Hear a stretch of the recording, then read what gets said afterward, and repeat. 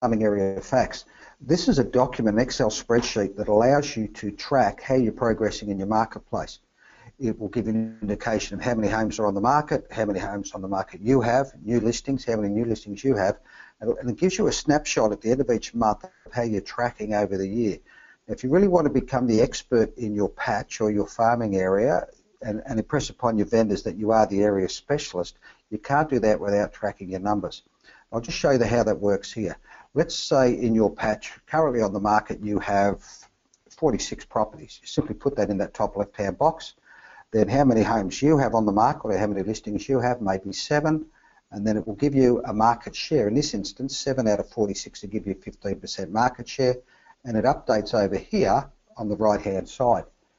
New listings that come on the market each month, so if we're doing these figures early in August, so new listings that came on the market in the month of July, there may have been 9, you may have had 3, therefore you've got 33% market share, and as you'll see, it's updated over here on the right-hand side again.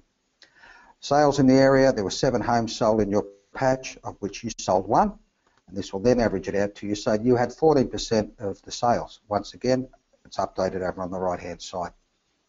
How many properties were withdrawn this month? There were none, so therefore you had none withdrawn as well. It's averaged out at 0. Next column down we go to the average sales price in your area. Let's put some figures in here such as $800,000. It'll update there. Your average sale price may well be, and we'd like to think, was $830,000. So here we can simply show our vendors that we are above, our properties are selling above the market price, the average sale price. Average days on market, if it's 67 in your area and your average days on market are 45, once again this is visual proof to our vendors of average days on market.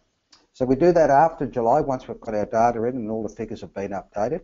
We then come first or second week in September, we can look back at August figures, and I'm just going to give you another example here so that you can see how it updates itself. 54 homes on the market, we have 9 of those. It's averaged it out at 15 and is now starting to give us an average over here for the whole year. New listings on the market, there were 7. We listed 2 of those. Once again, it's averaged it out for the whole year over here. Sales in the area, 5. We sold 3, had a great month. We had 60% of the sales in our area. There were 3 homes withdrawn, of which we had 0. Once again, it's updated over in the right-hand side, average withdrawals for the year. Average sales price has now increased a little bit to $815,000. Our average sales price has come back a little bit to $820,000 based on the data from the previous month. Once again, over on the right-hand side, it's averaged it out for you. And average days on market has come back to 57. Our average days on market has come back to 42, and it updates again. Okay, the benefit of this is it will give you an indication each month of how you're progressing throughout the year. And the important thing of these figures over on the right-hand side here, because it averages out over the year. So if you're looking for 16% or 15% market share, you know you're 1% better off here. And as it either increases or decreases, you can monitor it monthly. Exactly the same as from your listings, the new listings coming on the market, at sales in your area, withdrawals. And the interesting figures are these ones down here. And if you're doing a presentation to your vendor from an iPad or a laptop, you might like to use it in this Excel spreadsheet format, or if you're not, you can simply print this off and take this with you to your listing presentation. The important data to the vendor will be across here, these figures at the bottom, particularly where you've got average sales prices in the area that are less than your average sales price area in the area.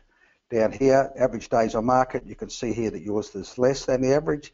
Therefore, the only conclusion that a vendor can come to is that you're selling houses in your area as the specialist at higher prices and in a faster time frame.